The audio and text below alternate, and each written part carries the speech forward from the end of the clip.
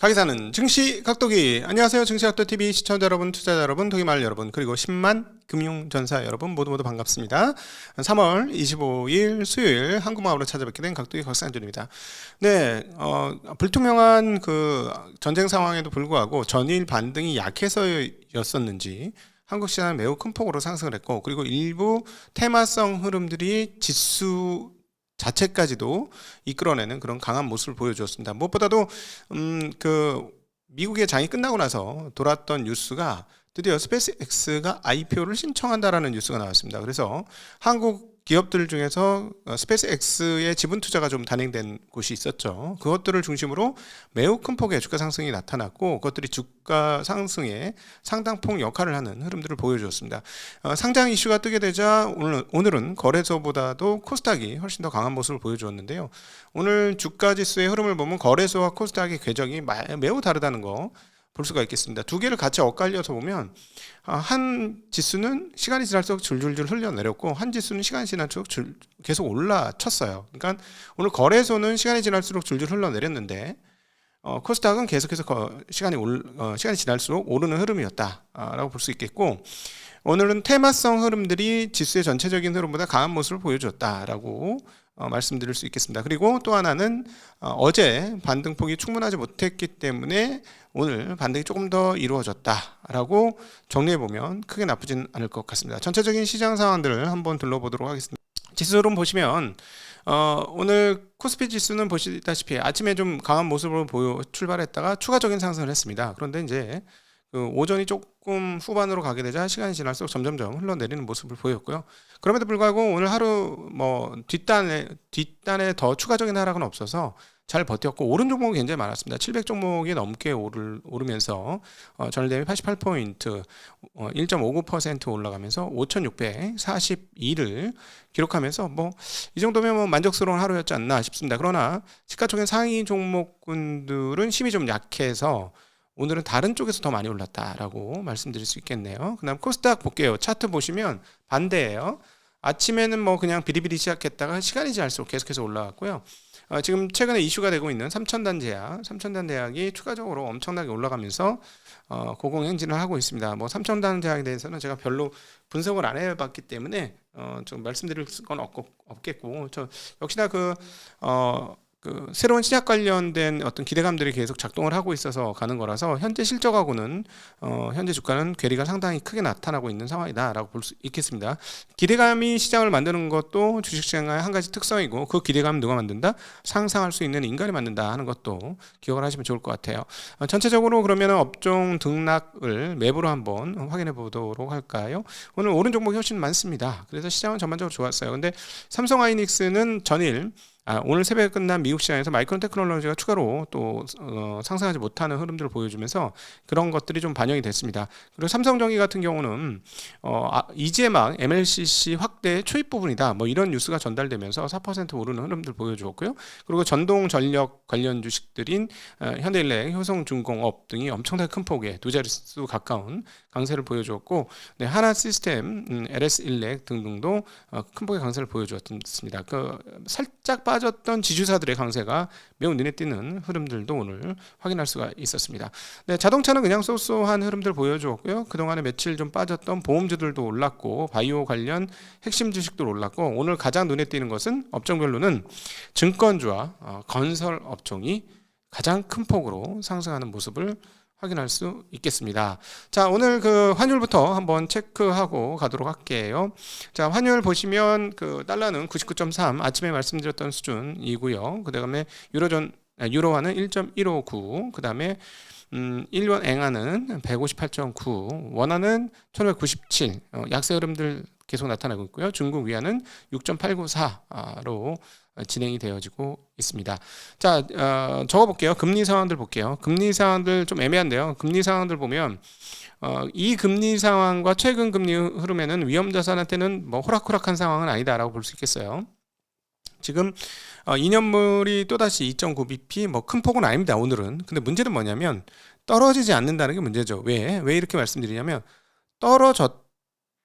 급등을 했기 때문에, 초급등을 했기 때문에 안정이 되나 했는데 안정이 안 되고, 그러니까 제자리로 돌아가지 아니하고 오른 상태를 유지하고 있다라는 게 제일 큰 흐름이라고 보겠죠. 지금 오늘 아침도 좀 낮게 시작했습니다만 10년물 국채금리 보시면은 낮게 시작했는데 아침과 저녁에 고저차를 보시면 7bp 꽤 많습니다.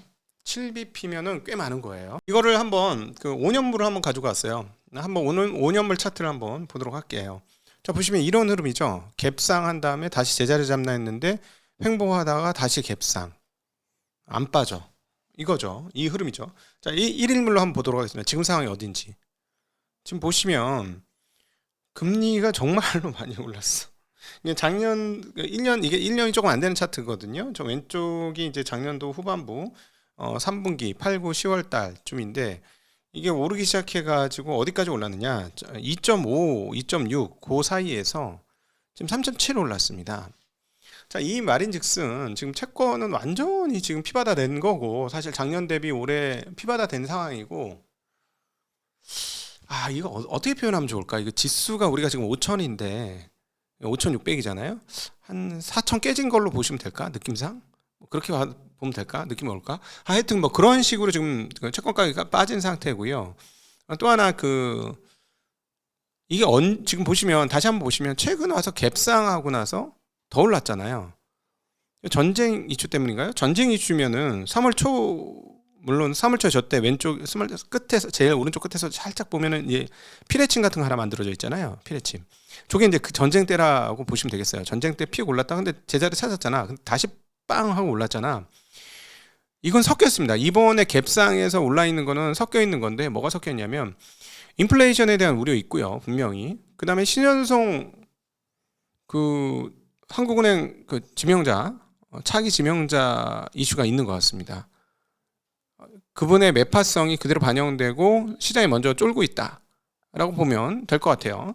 자, 그러면은 위험자산 별로 안 좋죠. 위험자산 안 좋습니다. 자, 이렇게 되면 어떻게 볼 수 있냐면 물론 한국의 채권 금리가 한국의 주식시장을 좌우하지는 않지만 미국식으로 표현해 보면 채권 금리는 너무나 중요한 역할을 하는 거기 때문에 한국이 이제 1월, 2월 달 보여주었던 드라마틱한 상승보다는 일정 수준 박스에 갇혀서 움직일 가능성은 있다. 이렇게 보는 게 금리 기준으로는 한국의 주가 흐름은 타당한 흐름이 되겠습니다. 그렇게 보시면 될 것 같아요. 계속 이 부분은 업데이트 해드리도록 하겠습니다. 자, 오늘 아까 이제 지수 흐름 다시 한번 보면 거기에 이제 업종 흐름 있거든요. 오른쪽에 업종 흐름 한번 살펴보도록 하겠습니다. 오늘 아까 증권업 이런 게 제일 좋다고 했는데 실제로 업종 보면 증권업이 난리가 났어요. 증권업이 6.8% 올랐고요. 의료정밀 5.3, 건설 3.6, 금속 3.5 이렇게 올라가면서 업종별 코스피 업종 흐름은 이렇게 되었습니다. 자, 오늘 왜 이렇게 증권주가 많이 올랐을까요? 이거는 증권은 뭐 최근에 막 조금 조정을 받았는데 좀 과하게 조정을 받았고 그래서 이제 좀 어제 회복을 못 하더니 어제 좀 이상하다 했어요. 회복을 별로 못 해서. 근데 오늘 그거를 따라잡았다라는 것도 있지만 큰 이슈 중에 하나는 역시나 스페이스X의 IPO 관련된 이슈가 가장 크게 작동을 했다라고 보시면 되겠습니다. 로이터에서는 이번 주 또는 다음 주 중으로 스페이스X가 IPO 신청서 제출을 검토 중이다라는 얘기 나오고 있습니다. 내부 소식에 정통한 소식통을 통해서 이 얘기를 하고 있는데요. 완벽하게 확인을 못했다라고 얘기합니다. 그리고 스페이스X도 공식 답변을 하지 않았습니다. 근데 분위기 보니까 할 것 같아. 분위기 보면 하는 거 맞는 것 같죠? 근데 이제 자금 조달 규모가 얼마가 되냐면 750억 달러 자금 조달을 할 거랍니다. 750억 달러 시가총액이 아니고요. 750억 달러를 현금으로 땡기겠다는 겁니다. 750억 달러를 현금으로 땡기려면 기업 가치는 그보다 훨씬 더 커야 되겠죠. IPO 즉 기업 공개 또는 기업 공유라고 표현합니다. 저는 단어로 한 글자 바꿈으로써 한국의 정신 상태를 바꿀 수 있으니까 기업 공유라고 표현하면 주식을 공유하는 거구나. 일반인들에게 개방을 해서 뭐 이렇게 보시면 돼요. 그래서 사실은 공개라는 말도 맞는데 한국에서는 공개라고 표현하는데 나 이런 사람이야. 나 여기 주인이야. 알아줘. 이렇게 공개를 하고 있거든요. 한국은. 근데 그게 아니죠. 주식을 나누는 거예요. 그러니까 다른 주주들을 드리는 겁니다. 일종의 공유인 거예요. 우리끼리만 갖고 있던 거를 다른 주주들하고 공유하는 겁니다. 다른 주주하고. 그래서 제가 이제 공유라는 표현을 좀 쓰는데 그 보통 이렇게 750억 달러 이렇게 가려면 어떻게 되냐면 우리 회사가 세상에서 이런 정도의 평가를 받아. 쉽게 얘기하면 액면가 5천원으로 시작했는데 이제 우리 회사 50만 원으로 평가받아. 주당 50만 원. 그렇게 평가받아서 대신에 이제 우리가 뭐 주식수가 1000만 주였는데 그 중에 우리 한 뭐 많이 필요 없어요. 돈이 많이 필요 없고 주주들이 다 그냥 공유하려고 하는 마음이 별로 없기 때문에 1000만 주 중에서 우리 100만 주 10%만 상장할게. 그럼 어떻게 되는 거죠? 그러면 그 쉽게 얘기하면은 주당 5만 원, 50만 원이면은 5만 원 꼴로 이렇게 돈이 그냥 생으로 들어오는 개념인 거죠. 그리고 중요한 건 뭐냐면 호가가 뻥튀기가 되는 겁니다. 내가 5천 원에 샀는데 50만 원으로 평가를 받기 시작하는 거죠. 그러니까 벤처 기업을 할 때 어떻게 되냐면 내가 이렇게 해가지고 사업을 제가 다니고 있는 회사 얘기를 할게요. 매트릭스 투자자본이 자본금 50억으로 시작을 했단 말이에요. 자본금 50억으로 시작을 했는데 운영을 잘했어. 그래서 500억이 됐단 말이야. 500억이 됐는데 그래 조금 더 했어. 1000억이 됐어. 자 이제 상장해야 되겠어. 1000억에서 상장 시작할게요. 하면 50억이 1000억이 된 거니까 20배가 뻥튀기 된 거예요. 5천원은 오이시 10만 원이 된 거죠. 이 주당으로는 뻥튀기가 된 거예요. 근데 그 중에 얼마냐면 조금만 상장을 하는 거예요. 그래서 우리는 시가총액은 1000억으로 인정을 받고 일부만 해서 1000억 중에 100억만 현금을 땡겨오는 거지. 자 그럼 어떻게 돼요? 나는 50억으로 시작했는데 우리 지분의 10%만 팔아갖고 100억이라는 돈이 들어오는 개념이에요.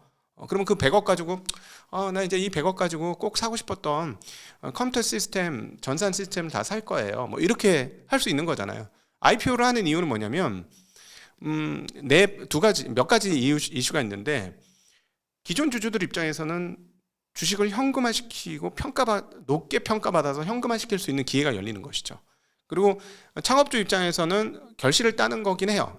엑시트라고 표현하는 건 좀 잘못된 것 같고 그건 벤처 캐피탈들이나 그렇게 표현하는 게 맞을 것 같고 내가 이렇게 열심히 노력한 거에 대해서 사회적인 인정과 보상을 받는 것이죠.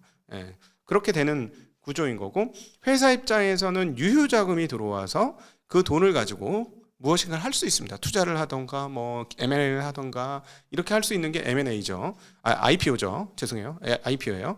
자, 그런데 이 750억 달러 규모인데 그럼 기업 가치 아까 뭐 1000억 이렇게 말씀드린 기업 가치는 얼마가 되느냐? 1조 5천억에서 1조 7,500억. 어마어마한 겁니다. 사실상 지금 빅테크들 입장에서 보면은 기분이 나쁠 수도 있어. 자, 1조 5천억이면 1조 5천억이 넘으면 테슬라보다 더 큰 겁니다, 여러분. 네. 근데 거래처는 누구죠? 나사입니다. 거래처가 나사예요. 근데 그 다음은 잘 모르겠는데 하여튼 나사는 확실해. 외에는 잘 모르겠는데 뭐 이런 상황이거든요.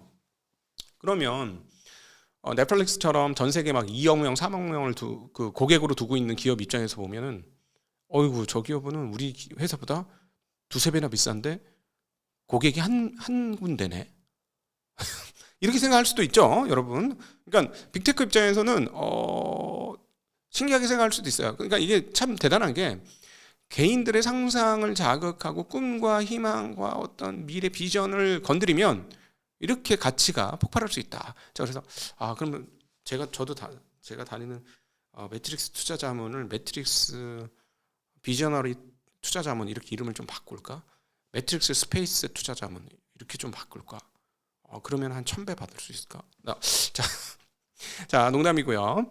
자, 어찌되었건 이 정도 규모는 어느 정도냐면 역사상 가장 큰 IPO는 사우디 국가기업인 아람코가 상장할 때 아람코가 어마무시한 규모인데 이만큼만 상장을 했습니다. 그럼에도 그 금액이 어마무시했거든요.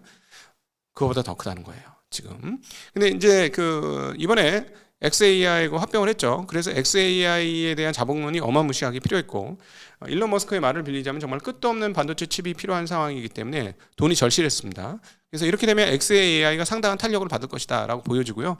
스페이스X는 하던 사업 그대로 하는 거죠, 제가 보기에는. 물론 이제 xAI가 데이터 센터 짓겠다고 하면 이렇게 연결되겠죠. 스페이스X가 기존에 하던 스타링크를 통해서 거기에 스타링크를 위성을 스페이스X가 싣고 쭉 올라가서 xAI한테 주문을 받은 데이터 센터를 짓는 거지, 우주에다가.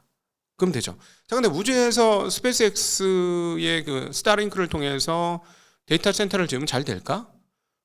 뭘로 연결하는데? 무선이에요. 무선 연결. 저궤도입니다. 저기 대기권 저 끝에 밖에 이런 데 아니고 저궤도예요. 거기다가 광섬유로다가 이렇게 연결할 수는 없잖아. 야, 좀 잘 안 들리는데 좀 당겨봐. 손 좀 당겨가지고 좀 빠르게 속도 좀 해봐. 이렇게 되는 거 아니잖아요. 그냥 무선으로 연결되는 거잖아. 그죠? 무선으로 연결되면은 데이터 센터인데 속도가 얼마나 나야 돼? 자, 지금까지 스페이스X의 속도는 어느 정도냐? 지금까지는 그 V2 수준이고요. 100GB 정도 수준의 속도라고 합니다. 자, 근데 100GB로 될까? 라는 거죠. 이거 훨씬 더 빨라야 된다는 거예요. 근데 이제 스타링크가 지금은 안 하고 있지만 향후에 이제 신버전 V3 위성을 아마 하게 될 거인데 이거는 좀 규모가 어마무시합니다. 원래 그 스타링크는 아주 가벼운 그 수많은 위성들을 스페이스 X에다 여러 개 싣고 수십 개를 탁 짊어지고 쑥 올라가서 쫙 뿌리는 거였거든요. 그래서 지금 엄청나게 많이 신기는 했어요. 근데 그거는 속도가 그렇게 안 나죠. 그래서 제가 보기엔 그걸로는 불가능합니다. 데이터 센터 짓고 하는 거는. 그럼 어떻게 되냐? 속도가 훨씬 빨라져요. 1TB per second 뭐 이런 식으로. 그러면 가능할 수도 있는 거죠. 이미 그것들을 언급한 곳들이 있는데 문제는 뭐냐면 이 V3의 1TB per second을 만들어 주려면 위성의 무게가 미친 무게가 된다는 거지. 지금 그 뭐 에릭 버그인가 이런 사람이 한 얘기는 뭐냐면 한 대당 1,500kg이래요. 그러면 지금처럼 수십 개의 위성을 싣고 날아가서 했는데 이렇게 되면은 그 뭐야 뚱땡이 우주선 있잖아. 스페이스X 만든 뚱땡이 우주선에 몇 개나 실을까? 아주 굉장히 큰 거라도 그럼 이게 비용이 나올까? 물론 띄워놓고 무선으로 1TB 연결되면 답 나온다는 게 지금 그 이분들의 얘기예요. 왜냐하면 구름이 없잖아. 구름 저편, 구름 저편, 별과 같은 위치에 물론 훨씬 낫지만 거기다 하니까 태양광을 훨씬 더 받고 거의 뭐 계속 받을 수 있잖아. 태양광을 계속 받을 수 있으니까 그 다음에 한 번도 쉬지 않고 받으면 거기 발전 어마무시하게 되겠지. 발전 어마무시하게 된 걸 가지고 계속 전력을 쏴주면은 이게 뭐 몇 기가와트예요. 뭐 이런 우리의 그 저기야 그 뭐야 데이터 센터는 1기가와트짜리예요. 뭐 이런 전력량 쓰는데 그런 거 필요 없다. 우리는 우리는 총 GPU 몇 개짜리 데이터 센터야. 뭐 이렇게도 얘기할 수 있겠죠. 뭐 그렇게 되겠죠. 하면. 근데 그렇게 되려면 통신이 확정돼야 돼요. 예. 이건 잘 모르겠어, 저는. 근데 하여튼 뭐 제가 드린 말이 그럴싸하게 들리십니까? 그럴싸하게 들리면은 투자자는 그렇게 생각하겠네. 제 말 정도의 이 정도면은 일론 머스크가 이거 설명하면 다 오케이. 아멘, 아멘, 아멘, 할렐루야, 아멘 이렇게 되겠네. 그렇죠? 봅시다. 그게 그렇게 될지 안 될지는. 어쨌든 이 부분들을 위해 돈이 필요하고 그걸 진행하겠다고 하는 거고 테라펩은 뭐 30조 원 정도 규모의 얘기가 나오고 있는데 제 입장에서 택도 없다라는 생각이죠. 하이닉스가 장비 하나 사는데 12조 넣었어요. 이번에 물론 2년치지만 2년치 장비 12조 때려 박았습니다. 근데 반도체 공장 건설에 30조 원 택도 없다. 택도 없다. 말도 안 된다. 이거는. 그렇게 생각이 드네요. 자, 이제 하이닉스 얘기가 잠깐 나왔어요. 하이닉스로 넘어가도록 하겠습니다. 오늘 하이닉스 주총이 있었는데 논쟁이 조금 벌어진 것 같아요. 어떤 논쟁이냐? 하이닉스는 우리 돈이 필요하다. 그래서 우리 현금 100조 쟁겨야 된다. 라는 얘기를 한 거고요. 주주들은 무슨 소리냐? 니네 뭐 지금 처음으로 순현금 돼갖고 주주 환원 좀 해야 되는데 아니 우리가 지금 기다리는 게 얼만데 물론 주가가 많이 올랐으니까 뭐 하여간 할 말 많겠죠. 그럼에도 불구하고 본질적 주주라면 하이닉스를 죽어도 안 팔겠다고 하는 주주라면 나 이거 저 전재산 다 들어가 있는데 배당을 요만큼 쥐꼬리만큼 주시면 어떻게 해요? 나 먹고 살아야 되는데 그동안엔 많이 참았지만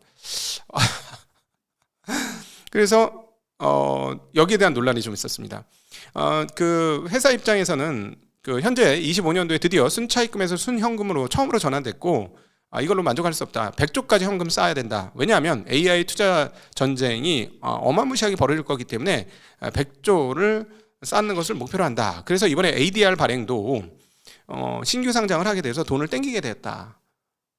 네. 그리고 장기 거래 계약 논의가 많아지고 있는데 아직 완벽하게 요거는 되게 이게 사실 지금 그 하이닉스 주주한테 제일 중요한 얘기거든요. 우리 LTA라고 표현을 하는데 장기 계약에 완벽하게 대응하지 못하고 있다라는 얘기 하고 있습니다. 자, 그렇다면 장기 계약이 아직 확정되지 않았다는 것이고, 그다음 또 하나는 HBM에 대한 질문들이 많았었나 봐요. HBM 경쟁이 심화되고 있는 거는 사실이고, 다만 HBM 관련된 일정은 문제없이 계획대로 움직이고 있다. 이렇게 표현한 것은 지난번에 설계 변경 때문에 잘 늘어지는 거 아닌가 하는 어떤 의문들이 많았거든요. 그러니까 뭐 잘 되고 있어요라고 얘기한 것 같고, 그 부분에 대해서는 HBM 경쟁이 심화된다는 건 뭐냐면 드디어 삼성전자가 HBM에 진입한다라는 것이 될 것 같습니다. 네, 그거는 그렇게 들으면 되실 것 같고, 액면 분할 계획은 없다고 합니다. 자, 그런데 이제 주주들 입장에서는 뭐냐, 영업이익 40조 났는데 근데 말입니다. 작년도에 2,200억 배당을 줬단 말이에요. 2,200원 배당을 줬단 말이에요. 근데 말입니다. 3,000원 배당을 준단 말이에요. 예? 그리고 ADR도 돈 땡겨서 ADR 발행하는 거. 일종의 IPO잖아. 그거는 신주 발행하지 말고 자사주로다가 발행을 하던가 그래야 되는데 또 돈을 땡겨? 물타기 희석이 되잖아. 그러니까 일부 주주들이 뭐라고 했냐면, 아니 지금 현금 100조 얘기하시는데 내년에는 200조 얘기하시는 거 아니겠어요? 이해가 된다 진짜. 그쵸? 그래서 글로벌 최고 수준의 재무 체력을 갖춰서 안정적인 성장 기반을 구축하기 위해서는 충분한 현금이 필요하다라고 광노정 사장께서 이야기하셨습니다. 광노정 사장님은 뭐 잘해왔으니까 인정해드려야 되는 이야기고,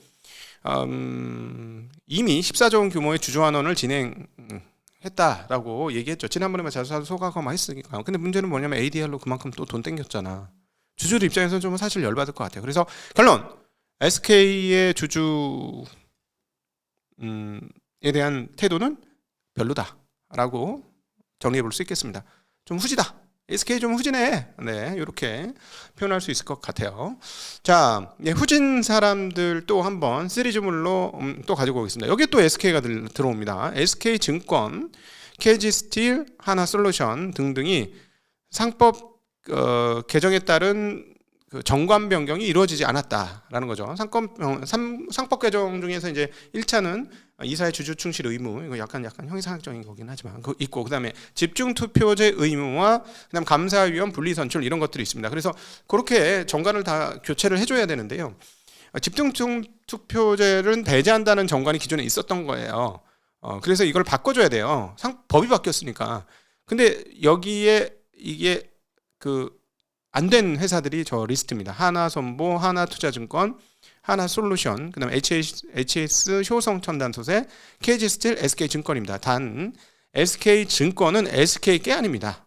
네, SK한테 배운지는 모르겠으나 SK증권은 아니고요. 사모펀드가 갖고 왔어요. 이 회사는 JNW인가? 네, JNW 파트너스인가? 그 회사가 가지고 갔어요. 그래서 사실상 지금 SK라는 이름을 쓰고는 있습니다만 JNW예요. JNW 파트너스가 대주주입니다. 그래서 회사는 바뀌어 있는 거예요.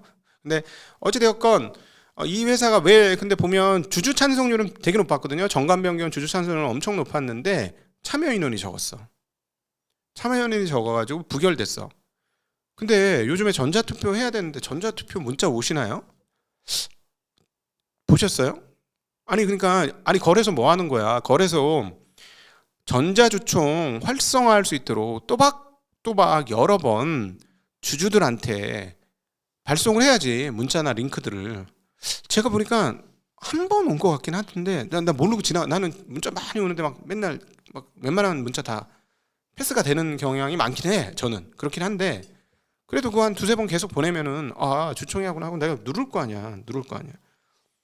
근데 그게 한 번 오고 삑하고 한 번 오고 끝난 것 같은데 여러분, 거래소 여러분, 이러면 안 됩니다. 자, 이러면 안 되시고, 여러분의 그 의무가 뭔지, 여러분의 의무가 뭔지 꼭 다시 한번 생각하셨으면 좋겠어요. 어쨌든, 아까 이 회사들이 정관 변경에 실패했어. 참여연인이 적어가지고. 회사가 거기에 적극적이었을까? 적극적이었으면은 좀 더 자세히 해야 되지 않을까? 근데 적극적이 않다는 거죠. 자, 이 부분이 한국의 단면입니다. 자, 한국이 이거 이번에 바꾸지 못하면 우리 그냥 go to America 해야 돼요. 안 돼. 이 나라는 안 되는구나 라고 생각하고 go to America 해야 되는데 그렇게 그냥 포기하기 전에 최대한 할 건 합시다. 할 건 해서 계속 주장하겠습니다.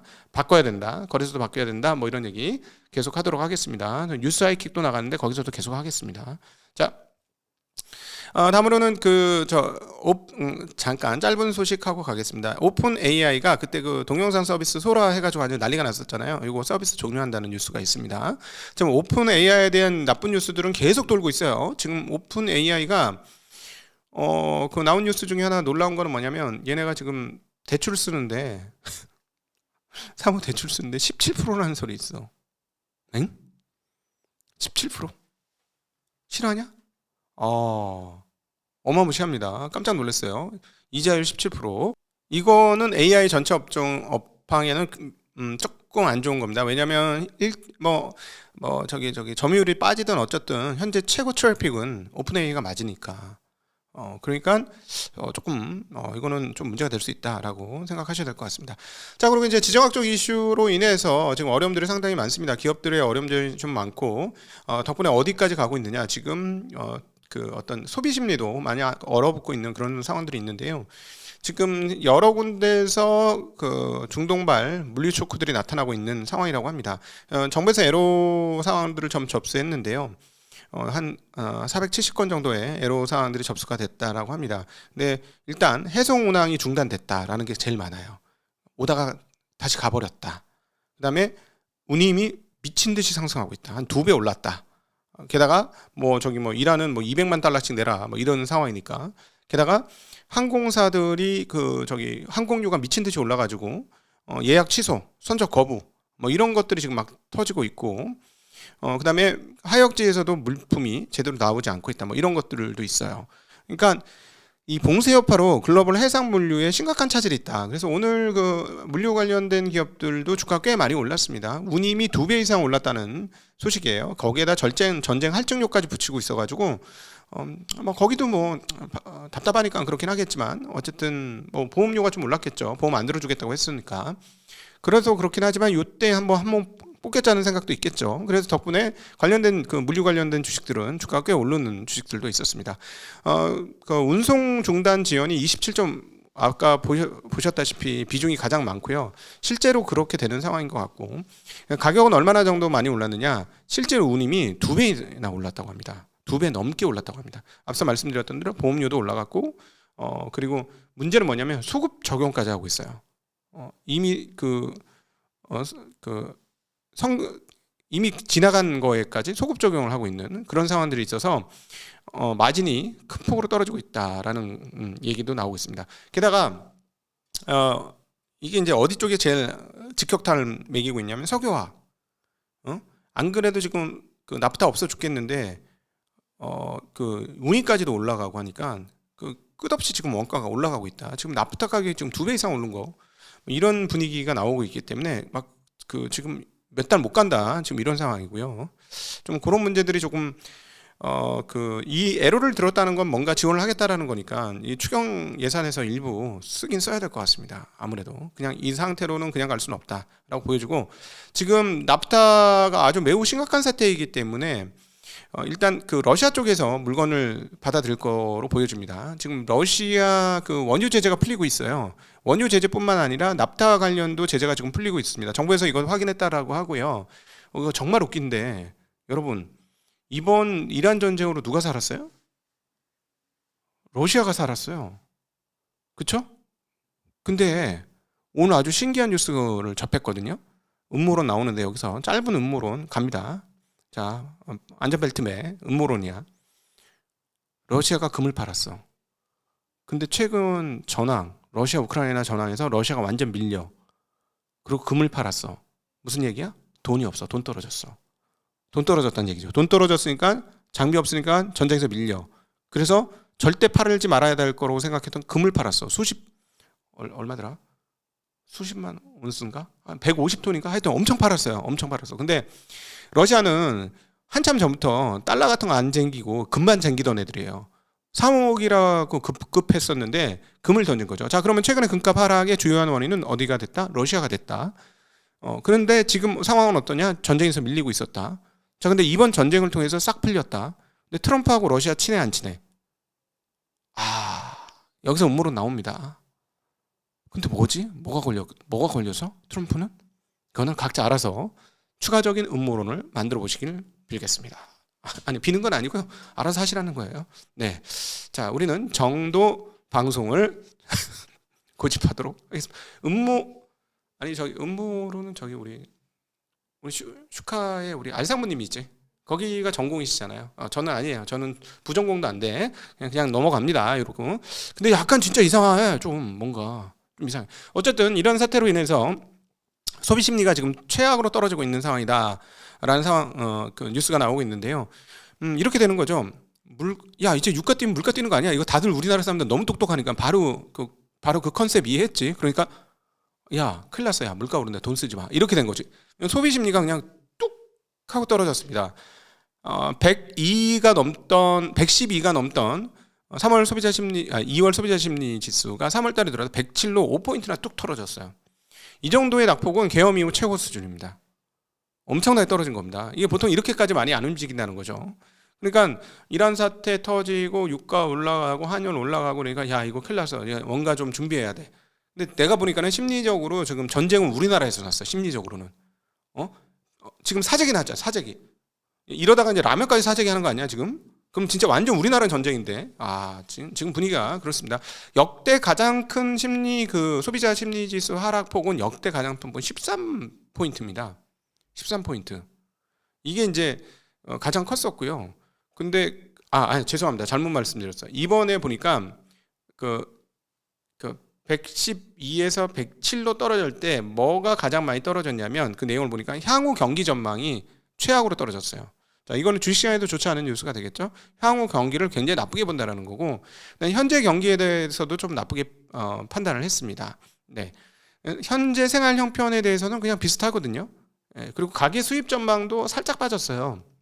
그건 많이 안 빠졌는데 다 미래 경기 전망, 그리고 앞으로 지금의 경기에 대한 판단, 이게 약간 상상의 영역들이 그냥 떨어진 거예요. 그러니까 그만큼 심리가 지금 쪼그라들었다라고 보시면 될 것 같구나. 게다가 이제 주가 지수 빠진 것도 영향을 좀 미친 거 아니겠느냐라고 판단할 수가 있을 것 같습니다. 이렇게 되면은 전반적으로 경기 상황에도 악영향을 미칠 수 있어서 이게 조금 빨리 지금 이란 전쟁 때문에 우리가 죽게 생겼네. 이런 상황이 되겠습니다. 자, 오늘 또 하나 이제 마지막으로 중국에서 1천만 톤의 희토류를 발견했다는 소식입니다. 안 그래도 희토류의 제국인데요. 중국의 수촨성에서 1,000만 톤 규모의 희토류가 발견됐다라고 하는 소식이고요. 희토류뿐만 아니라 형석, 플로라이트, 중정석, 바륨 광물 등도 수천만 톤이 함께 발견되었다고 합니다. 그래서 앞으로 중국이 훨씬 더 희토류에 대한 장악력을 강화하지 않겠는가 하는 소식입니다. 네. 자, 그리고 오늘 건설주들이 많이 오른 데는 DLENC가 엄청나게 큰 역할을 했는데요. 미국 아침부터 나왔던 뉴스입니다. 미국의 엑스에너지하고 SMR 설계 계약 체결을 했다는 소식이 됩니다. 원래 DLENC가 SMR을 조금 하고는 있었어요. 그런데 막 옛날에 계약도 하고 어디다 투자도 하고 막 그랬었는데 요게 하나도 안 드러나다가 지금 유가가 많이 올라가고 이런 에너지 관련된 주식들이 막 최근에 엄청 났잖아요. 거기에 이제 한 숟가락 지금 올린 상황이 되겠다라고 볼 수 있겠습니다. 또 하나 이제 테마의 상승은 광반도체 미쳤는데요. 우리로라는 회사가 이름이 있어요. 광주에 있어요. 내가 가봤어. 옛날 탐방한다고. 열심히 하는 중소기업인데요. 지금 주가 270% 폭등했습니다. 네. 연방 상한가, 5거래일 연속 상한가 하고 있습니다. 마치 고속버스 터미널 생각이 나네. 네. 어쨌든 투자 경고 종목으로 지정이 되었고요. 이 종목뿐만 아니라 광반도체 테마가 엄청 강세였습니다. 이노인스트루먼트, 한국첨단소재, 기가레인 이런 것들이 강세였고, 근데 이거 잘 되면은 반도체 주식이 힘든데. 네, 그러니까 전력선을 광선으로 바꾸겠다. 그래서 그 전력 소모를 없애겠다 하는 그 저기 그 엔비디아의 그 저기가 포토 뭐야 아, 포톤 이름 까먹었어. 어제 했던 건데 어제 방송에 보면 제가 포토 어쩌고 저쩌고 포토닉스. 네. 자, 오늘도 함께 해주셔서 진심으로 감사하고요. 행복한 저녁 시간 되시길 빌겠습니다. 감사합니다. 안녕.